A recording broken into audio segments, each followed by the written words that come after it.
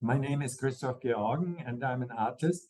And yes, of course, I'm also connected to folk art. I grew up in the mountains in the Black Forest, and I think all over the world there are fairy tales. So, in a way, I was not really much connected to it because it always has to do with the family and how you grew up. But of course, I'm as an artist, I work with a topic, and for example, I did some work with oral culture, and I put the question to the people because I was interested to get closer to it, because my tradition is not like that. So, like 15 years ago, I did this big work. I went in the street of a town in Karlsruhe and I asked the people about their relationship to sung material, folkloristic material. And I asked them, what do you remember? Could you sing me something in the microphone? And I did this for weeks, actually, in this town. And there was a big collection of fragments of folk songs, for example. People remembered. Of course, they didn't remember the whole song, but part of it. And thus, as I'm an artist and I'm coming from sculpture, the recording was 8 hours long in the end. And I put it back to the town, to the people, and I constructed a big loudspeaker mast in the middle of the town, and people could hear it again. So oral culture, for example, is for me very, very interesting, as I'm an artist working with sound and with film, of course, as you see. Yeah, and there are other examples, of course, in my work. I think folk culture or folkloristic culture or tales, for me, they are interesting when there is a transformation into reality or today's world. So, of course, it's part of us, all of us. And the transformation is interesting because we have those roots, everybody of us. And of course, I'm very eager to understand it.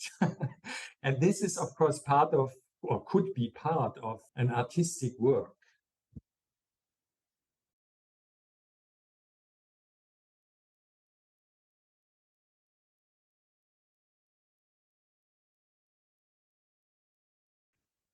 The connection, the first connection is, of course, the production, which is part of the Pocket Opera Festival in Salzburg last year in September.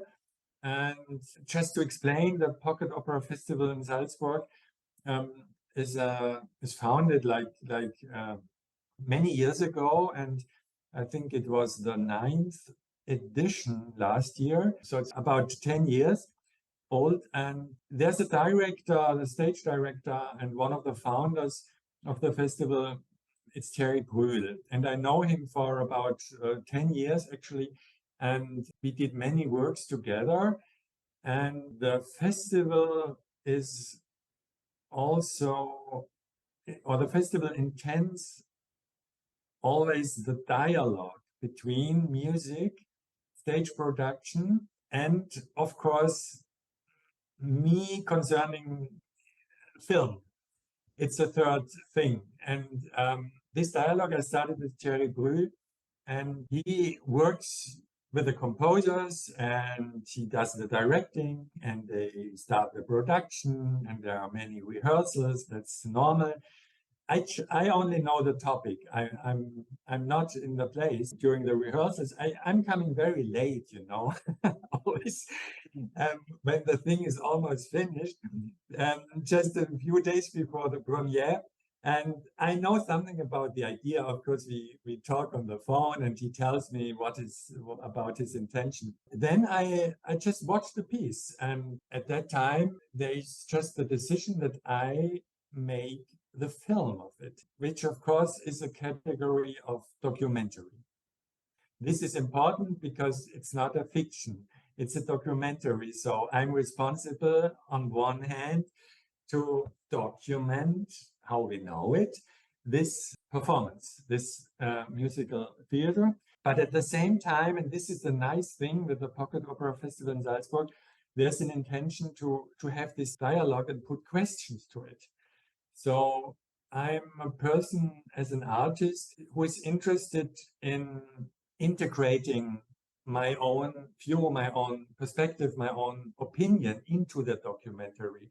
So it's not just it's not just the poor camera perspective, it's my opinion, how I watch it. And I think this is a relationship to everybody to every listener in the festival and to every spectator who's watching theater, that you, of course, have your own eye, your own perception, your own view, your kind of subjective listening also.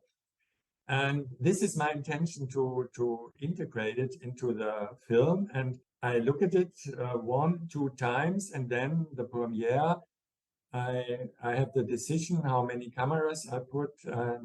This is one thing for me. Of course, in concerns of film, that's the first step is a live step also, I would say, because you only have one chance to film it live.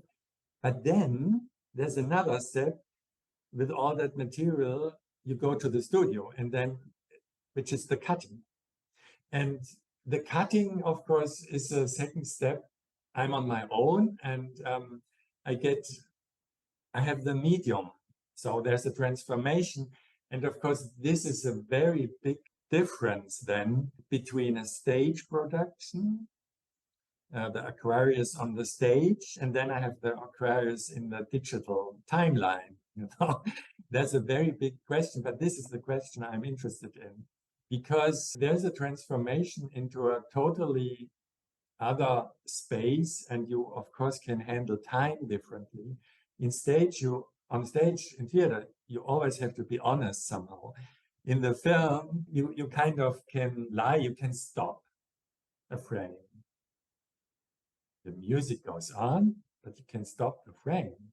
So there's a static thing, or you can work with slow motion, or you can put it into black and white. However, these are some things I did with Fabio Nidas Undine. For example, in the last scene, I transform it from black and white into color, because I was interested in this transformation or in this dialogue with a conductor, this kind of, I call it love scene, where Paulina asked the conductor to marry her and stuff. So I stop it, and I just put out some frame, and so it's a symbol of thinking and stop movement and stuff.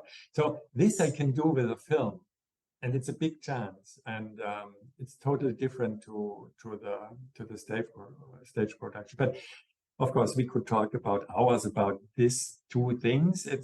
But I just tell this because this shows how film makes sense as another transformation of a topic.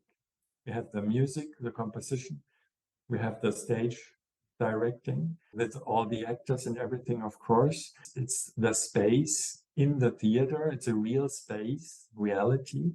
And then we have the film, which is a documentary, but it's also a subjective documentary. And this is a great dialogue all over, yes. And of course, I have to state that I don't touch the music. I touch the image with my later in the cutting. This is what I just meant. I stop the moving image, but of course I don't stop the music. This is respect of that, and of course respect of the storyline also. But it's a synthesis, of course, of music and image, and this is a fascinating thing. This is really, for me, it's very fascinating as an artist. But the overall connection is the time in space. I'm an artist who comes from music, but mainly from sculpturing, so from spatial art, I would say, to understand it. Since I started my work after studying art, I was interested about sound in space. So this is also my connection to music and to contemporary music. And of course, the film is a medium where those two things really come together in a great thing. And perception also, I always say, melts it together. We almost cannot separate it, because your perception really connects the sound and the image. And this is a fascinating thing in opera or music theater, of course. Yes. In this case, of Fabionidas Undine, directed by Thierry Brühl, I worked with 5 cameras, for example. I had 2 other cameramen, so they took the 2 protagonists from the sides. We took the protagonists on. You have this stage. You will see in the film, in the middle, there's a little square stage, and it's surrounded by a half circle. And you have the Aquarius on the left side, beginning, of course, with Paulina in the middle, but you have 2 persons. So you have to, I switch, and I don't show so much the total scene. I switch between those protagonists with 2 cameras. And of course, I have the overall view. This is very usual to have an overall view.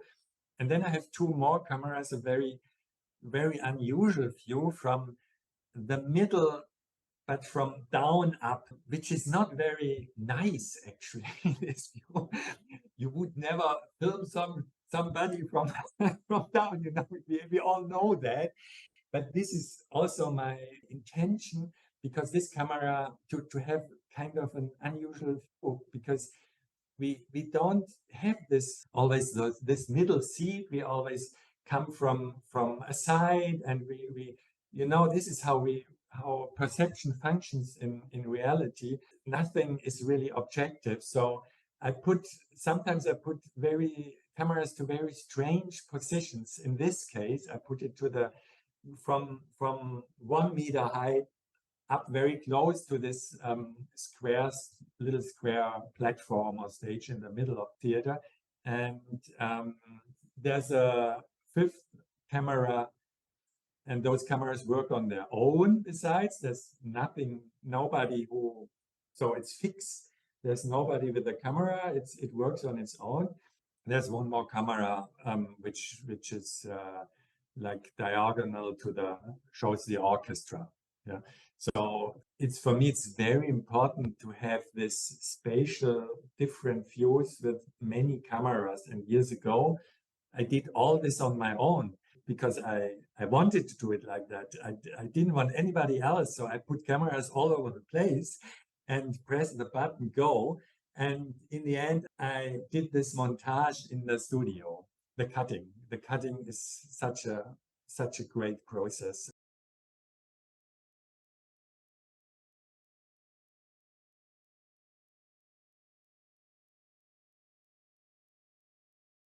Thank you. It's an important question, and it's a well-discussed question these times about the relevance of art or the political content of art. And it's important, but of course there are different answers. And in the visual art, there are today kind of 2 parties, even, I would say. The one on one hand, people say art has to be kind of directly political. So there has kind of to be a kind of narrative, really a statement. The art has to say no war, or you have to be for a better climate or something. So you really have to post it somehow in the work. On the other hand, and this is my opinion, I don't think you have to put it that directly, because my opinion is, and this is why I'm working with art and why I'm an artist, that I think in general it's political. This is because I think art doesn't matter if it's music, theater, or visual art, whatever. It shows somehow an opinion, always, you know. And this always I tell my young students, because I see they have to learn to take responsibility what you say.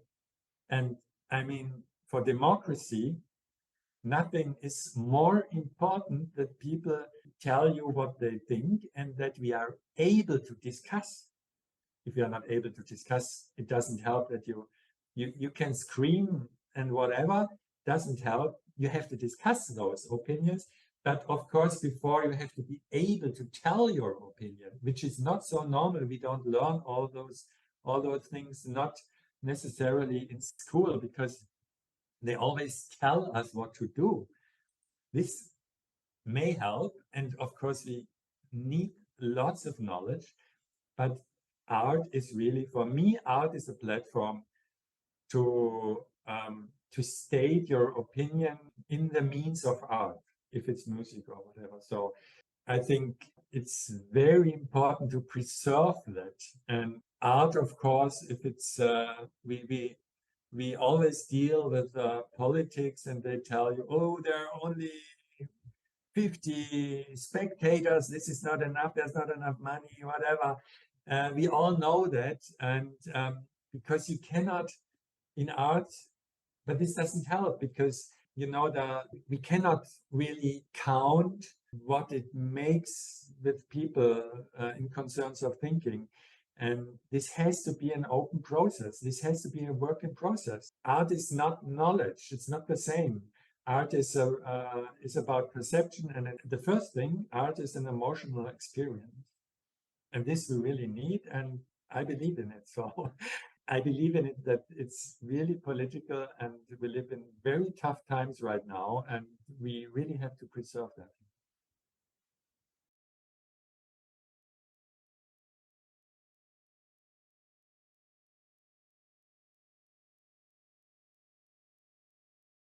I'm very close to nature, but at the same time realize that it becomes more and more important for me. There are two things. So I grew up in the mountains, in the Black Forest, which is a wonderful area in the southwest Germany, quite dark, bad weather. It's wonderful if there's some sun. And I grew up at the source of the Danube River. It's really there are two little rivers which form the Danube in Donaueschingen, maybe it's known. And those two rivers which lead to the Danube, one of those, the Brigach source, it's the town where I grew up. So somehow I grew up with not with the sea, but I grew up with the water. But I didn't grow up like really close to nature, because I think there are differences. It depends on the family, you know.